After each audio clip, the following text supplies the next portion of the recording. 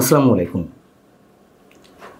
৫ August গণঅভ্যুত্থানের বর্ষপূর্তি উপলক্ষে রাষ্ট্রপতি মোহাম্মদ শাহাবুদ্দিন বাণী দিবেন, এটি খুবই স্বাভাবিক। এবং যে বাণীটি ৫ আগস্ট মঙ্গলবার প্রকাশ করার কথা, সেটি সামাজিক যোগাযোগ মাধ্যমে আগে থেকেই লিক হয়ে পড়েছে, প্রকাশ পেয়েছে এবং কোনো গণমাধ্যমও এটি নিয়ে নিউজ করেছে।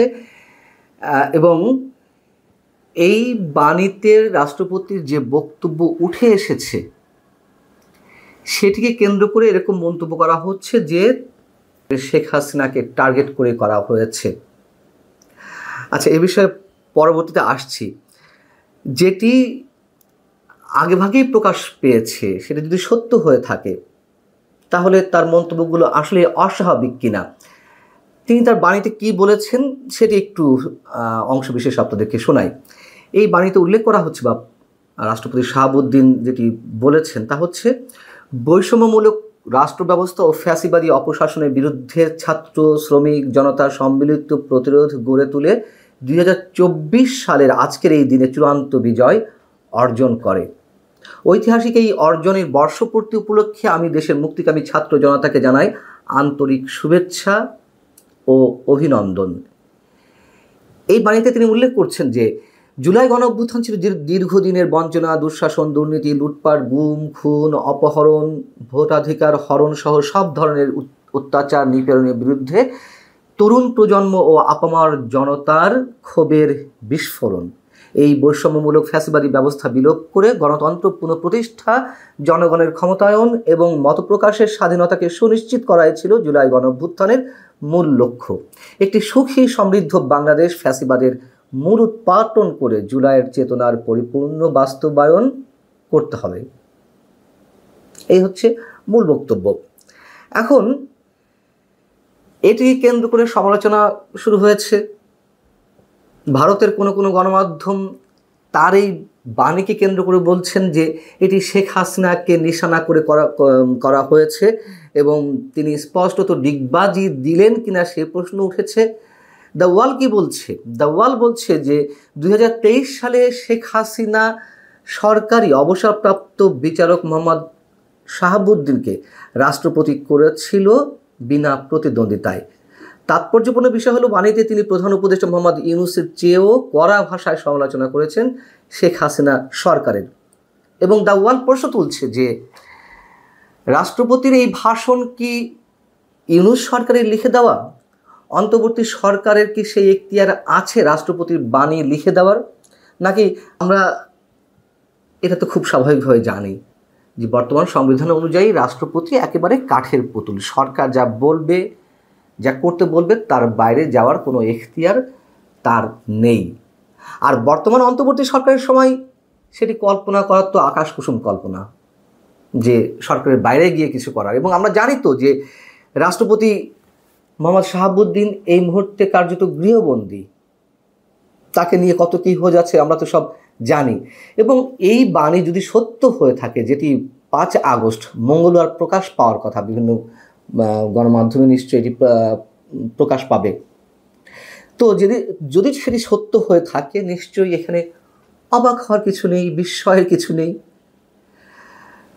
এমনকি আন্তর্জাতিক যুদ্ধাপরাধ ট্রাইব্যুনালে শেখ হাসিনা সরকারের সাবেক শীর্ষ মন্ত্রী বা শেখ হাসিনা সহ আওয়ামী লীগের শীর্ষ নেতাদের যে বিভিন্ন পর্যায়ে বিচার প্রক্রিয়া শুরু হয়েছে, তাতে যদি কারোর ফাঁসির রায় দেওয়া হয়, তাতে তো রাষ্ট্রপতি শাহাবুদ্দিনকে স্বাক্ষর করতে হবে, এর বাইরে যাওয়ার তো কোনো উপায় নেই। এবং গেলেই তো তিনি অ্যারেস্ট, খুব স্বাভাবিক কথা।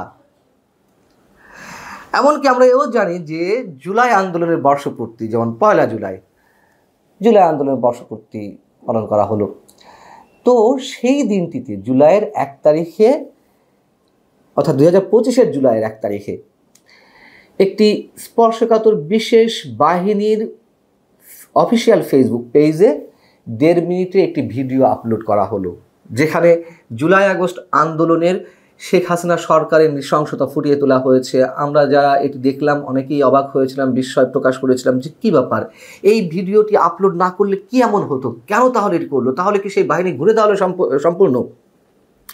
পরবর্তীতে খোঁজখবর নিয়ে জানা গেল যে প্রধান উপদেষ্টার কার্যালয়ের চাপেই বিশেষ এই বাহিনী তার অফিসিয়াল ফেসবুক পেজে এই ভিডিওটি আপলোড করতে বাধ্য হয়েছে। তো বিশেষ বাহিনী যেখানে প্রধান উপদেষ্টা কার্যালয়ের নির্দেশ আদেশ এইগুলো উপেক্ষা করতে পারছে না, সেখানে রাষ্ট্রপতি তো কোন ছাড়। এবং আমরা এও জানি যে সাবেক আইজিপি চৌধুরী আবদুল্লাহ আল মামুন তিনি রাজসাক্ষী হয়েছেন শেখ হাসিনার বিরুদ্ধে। এখন শোনা যায় যে তিনি স্বেচ্ছায়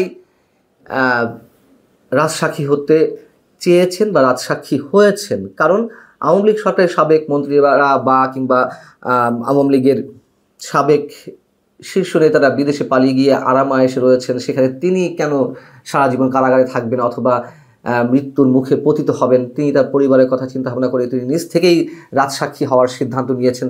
আবার এও শোনা যায় বা এটুকু অনুমান করেন অনেকে যে সরকারের চাপে তাকে রাজসাক্ষী হতে বাধ্য হতে হয়েছে, যাতে শেখ হাসিনা বা শেখ হাসিনা সরকারের সাবেক মন্ত্রী বা আওয়ামী লীগের শীর্ষ নেতাদের বিচারের রায়গুলো খুব সহজেই ত্বরান্বিত করা যায়, এরকম শোনা যায়।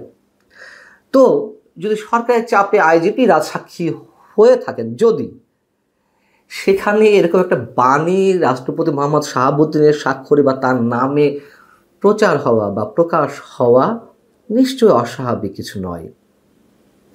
এবং আমরা এও জানি 2024-এর 5 আগস্ট গণ অভ্যুত্থানের সময় আওয়ামী লীগ সরকারের সাবেক মন্ত্রীদের কেউ থেকে শুরু করে সাবেক শীর্ষ নেতা মানে আওয়ামী লীগের শীর্ষ নেতা বা পুলিশের সদস্য, পুলিশ কর্মকর্তা থেকে শুরু করে সাবেক প্রধান বিচারপতি ওবায়দুল হাসান বা অ্যাপিলেট ডিভিশনের কোনো বিচারপতি আশ্রয় নিয়েছিলেন। মোট 626 জন আশ্রয় নিয়েছিলেন, তাদের নামের তালিকা প্রকাশ করা হলো ISPR এর মাধ্যমে। সেখানে এই সাবেক প্রধান বিচারপতি ওবায়দুল হাসানের নামটি আমরা দেখতে পেলাম। তো তিনি যদি ক্যান্টনমেন্টে আশ্রয় নিয়ে থাকেন, সেই বিতর্ক তো অনেক আগে থেকেই উঠেছে যে রাষ্ট্রপতি মোহাম্মদ শাহাবুদ্দিন সুপ্রিম কোর্টের রেফারেন্সে তাহলে ডক্টর মোহাম্মদ ইউনূসকে কিভাবে প্রধান উপদেষ্টা হিসেবে শপথ বাক্য পাঠ করান এবং সবকিছুই কিভাবে হচ্ছে আমরা জানি। আমরা তো এও জানি যে শেখ হাসিনা সরকারের নাকি শেখ হাসিনার নাকি পদত্যাগপত্র নেই, কোথাও খুঁজে পাওয়া যায়নি। মানবজমিনের সম্পাদক সিনিয়র সাংবাদিক মতিউর রহমান চৌধুরী তিনি এটি খুঁজতে গিয়ে একসময় রাষ্ট্রপতির সঙ্গে যে কথা বললেন, তাদের সেই কথোপকথনে বেরিয়ে এলো রাষ্ট্রপতি নাকি বলেছেন যে তার পদত্যাগপত্র তিনি আজ অবধি দেখেননি। তারপরেও বলা তো হলো যে তার পদত্যাগপত্রের মাধ্যমে সুপ্রিম কোর্টের রেফারেন্স অনুযায়ী প্রধান উপদেষ্টা হিসেবে শপথ বাক্য পাঠ করানো হয়েছে। এবং এখানেও বলতে হয় যে কোথায় কিভাবে কি হচ্ছে সবই এখন মানুষের কাছে অনেকটা স্পষ্ট। তো এরপরেও তো রাষ্ট্রপতি শাহাবুদ্দিনকে চুপ থাকতে হয়েছে, এরপরেও শপথ বাক্য পাঠ করাতে হয়েছে, এরপরেও সরকার যা বলছে যা পাঠাচ্ছে তার কাছে সব কিছুতে স্বাক্ষর দিচ্ছেন। তো তিনি একটা এরকম বাণী কেন দিবেন না সরকারের চাপে? এবং দেয়াটাই স্বাভাবিক। যদি শোনা যায় রাষ্ট্রপতি নাকি কোনো এক পর্যায়ে জরুরি অবস্থা ঘোষণা করতে পারেন, সেগুলো এখনও কল্পনা বা গুঞ্জন বা গুজবের মধ্যেই সীমাবদ্ধ রয়েছে। আপাতত সরকারের বাইরে যাওয়ার কোনো অবস্থা নেই। এর বাইরে তার কি করার ছিল? তিনি পদত্যাগ করতে পারতেন। পদত্যাগ করলে কি হবে? তিনি সাথে অ্যারেস্ট হবেন, অথবা তার পদত্যাগ ঠেকাতে বিএনপি সহ একটি বিশেষ বাহিনী বা সেনাপ্রধান যে অবস্থান নিয়েছেন তাকে টিকিয়ে রাখতে সাংবিধানিক আরেকটি শূন্যতা যাতে সৃষ্টি না হয়, সেটিও তো আমরা জানি। অতএব তিনি যতক্ষণ আছেন সরকারের ইচ্ছাতেই সরকারের নির্দেশে সব কিছু করতে হবে, এর বাইরে তো আর অন্য কিছু করার নেই তার। অতএব এই জায়গা থেকে যারা সমালোচনা করছেন,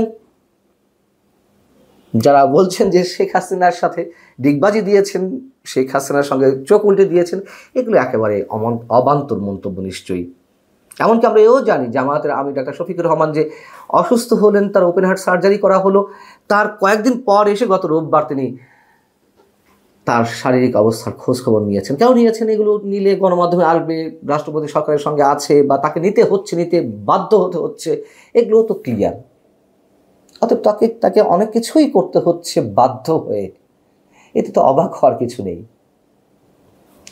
ভালো থাকুন সবাই, আল্লাহ হাফিজ।